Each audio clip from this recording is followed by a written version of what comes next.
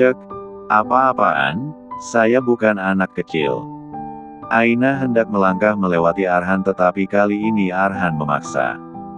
Sudah saya bilang tidak mau. Diamlah cuma sebentar. Aku tahu kamu lelah. Arhan merebahkan kepala Aina di atas pundaknya. Perlahan ia mulai berjalan sambil menggedong wanita itu dari belakang. Rasanya nyaman kembali menguasai diri Aina, ia pasrah dan malah mengeratkan pelukannya dari belakang. Dengan jelas ia bisa menghirup harum tubuh Arhan yang begitu khas dan lagi-lagi semua terasa tidak asing. Tuan. Ini. Saya merasa pernah digendong seperti. Dengan siapa? Marcel. Aina menggeleng pelan. Bukan. Tapi. Kedua mata Aina terpejam, ia merasa sedikit pusing. Samar-samar potongan adegan mulai terputar dalam ingatannya, mengabarkan situasi di masa lalu. Samar-samar pula Aina bisa melihat dirinya naik ke punggung seorang pria. Ia juga bisa melihat jika dirinya memasang wajah cemberut lalu bicara dengan pria yang sedang menggedongnya dari belakang. Apa Mas sangat mencintaiku? Apa itu? Seingatku Mas belum pernah sekalipun berkata I love you istriku. Tidak ada romantis-romantisnya. Apa harus? Tidak juga. Aku tahu Mas lebih mementingkan tindakan daripada kata-kata manis. Nia. Kedua mata Aina terbuka saat mendengar seruan Arhan. Apa?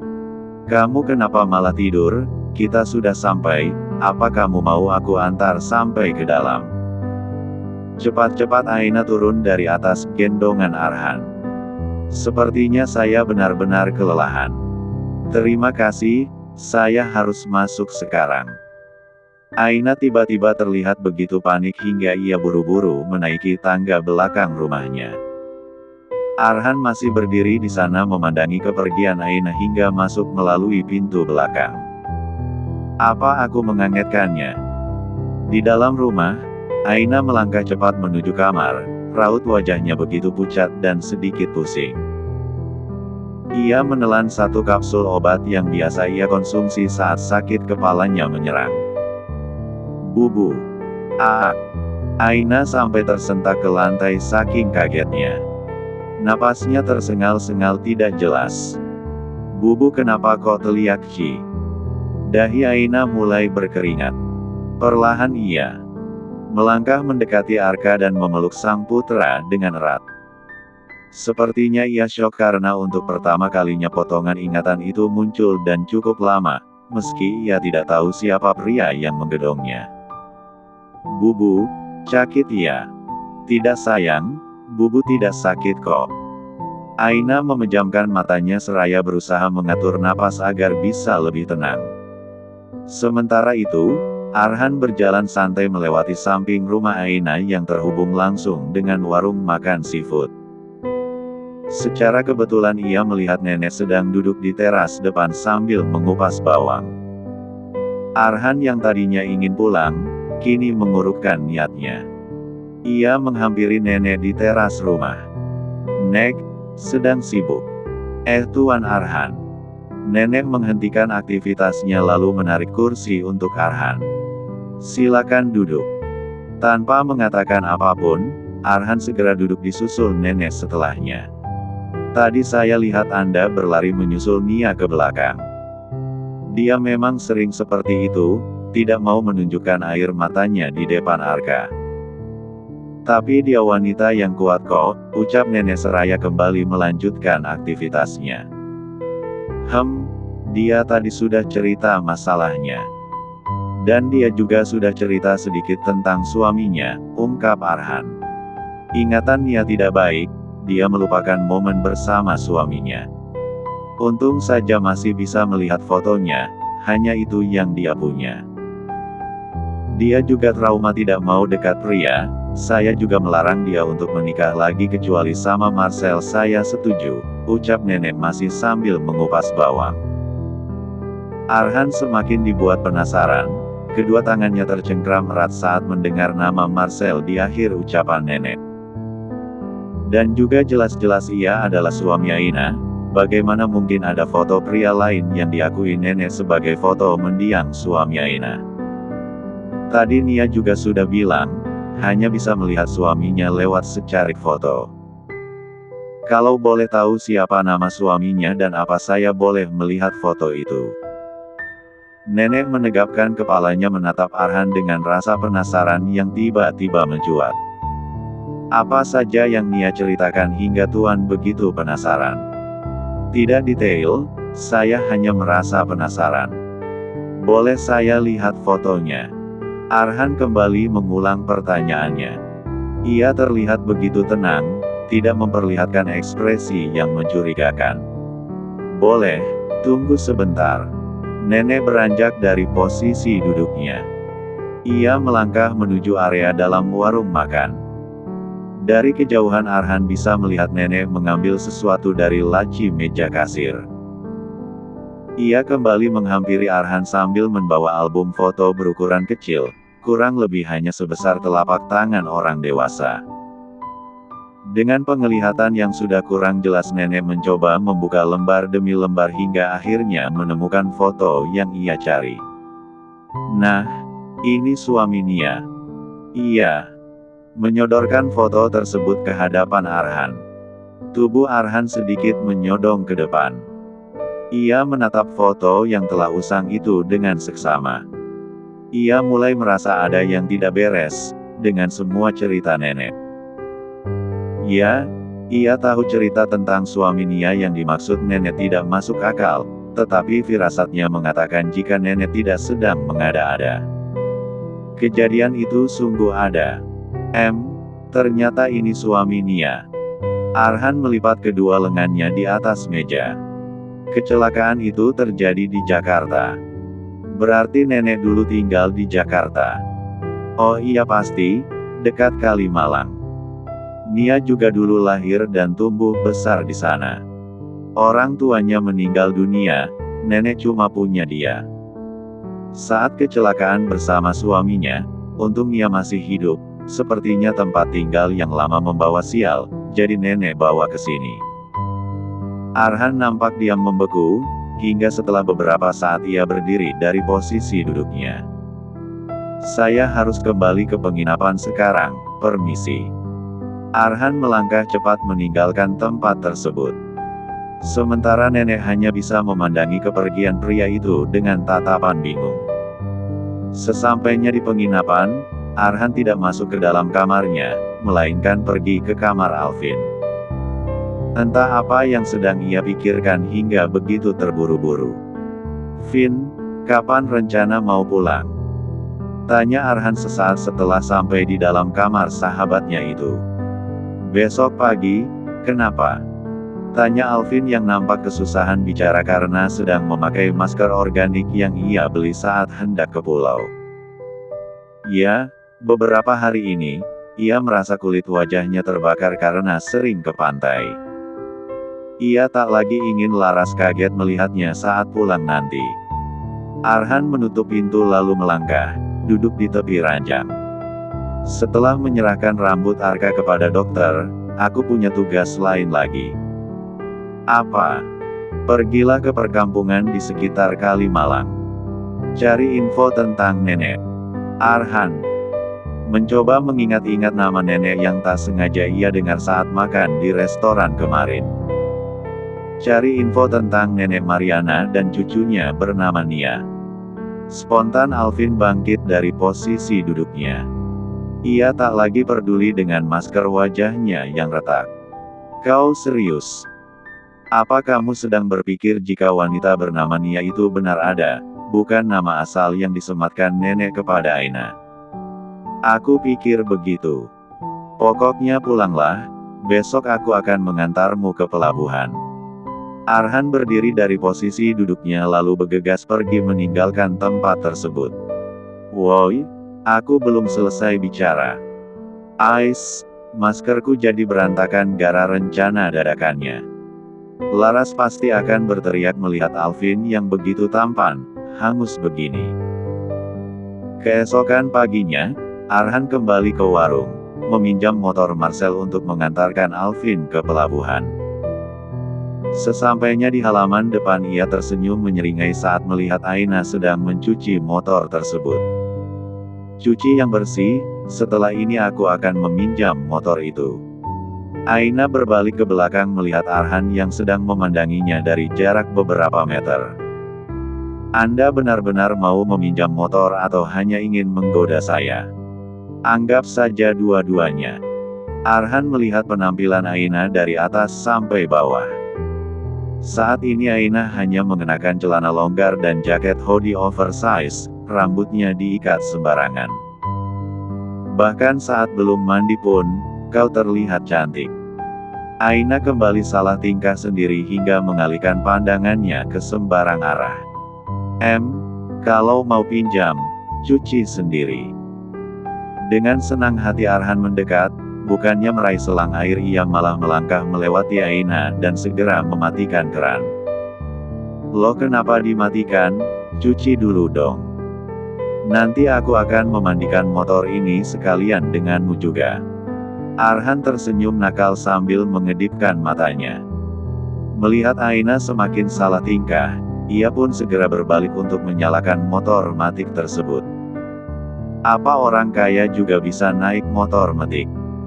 tanya Aina yang tiba-tiba merasa penasaran. Setelah berhasil menghidupkan mesin motor, Arhan kembali menoleh menatap Aina. "Apa kamu pikir orang kaya hanya bisa duduk manis di dalam mobil? Ya, siapa tahu saja, kalau motor itu sampai lecet, saya bisa dimarahi Marcel nanti.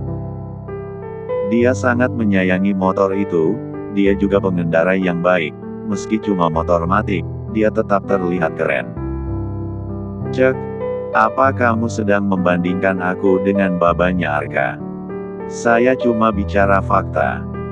"Ah sudahlah, pergilah, hati-hati di jalan, ingat nanti saat pulang motornya dicuci, Marcel akan pulang nanti sore." Arhan mendengus dengan raut wajah kesal. "Papa." Namun ekspresi tersebut tidak bertahan lama saat Arhan melihat Arka keluar dari pintu warung, berhambur mendekatinya. "Papa mau Ana ikut ya?" "Arka, tidak boleh, kamu belum mandi," ucap Aina. "Boleh." Arhan menoleh menatap Aina. "Tolong ambilkan kursi dan jaketnya, cuaca pagi ini sangat cocok untuk jalan-jalan." Rasanya Aina ingin mencegah, tetapi setelah mengingat kejadian kemarin di mana Arka begitu sedih, ia pun mengurungkan niatnya. "Tunggu sebentar." Ia segera bergegas masuk ke dalam untuk mengambil kursi motor dan jaket putranya. "Nia, kamu mau kemana?" tanya nenek yang sedang menyiangi ikan di belakang. "Tidak mau kemana-mana, Nek. Arka mau ikut Tuan Arhan ke pelabuhan." Ekspresi wajah nenek seketika berubah. "Nia, kenapa kamu biarkan anak kamu dekat dengan pria asing itu? Malam tadi dia banyak tanya sekali, jangan-jangan dia orang jahat." "Tidak, Nek.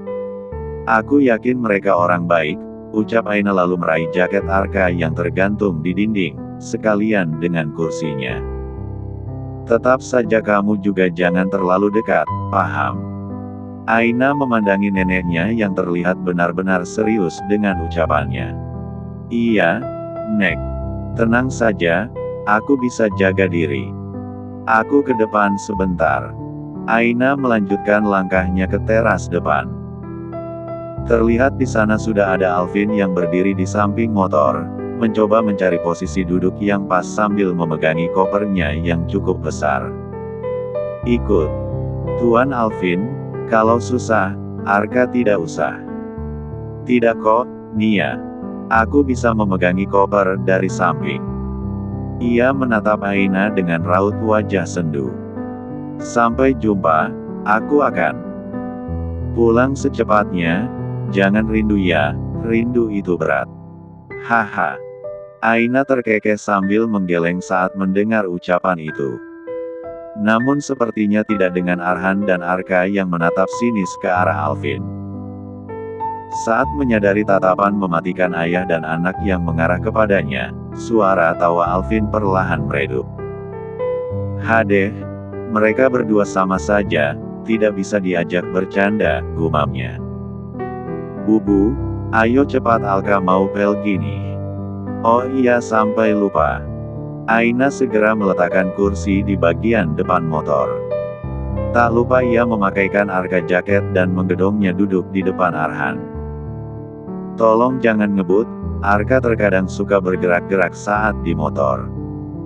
Aku tahu, dia aman bersama papanya, jangan melihatku seperti itu, ucap Arhan sambil mengacak-acak rambut Aina.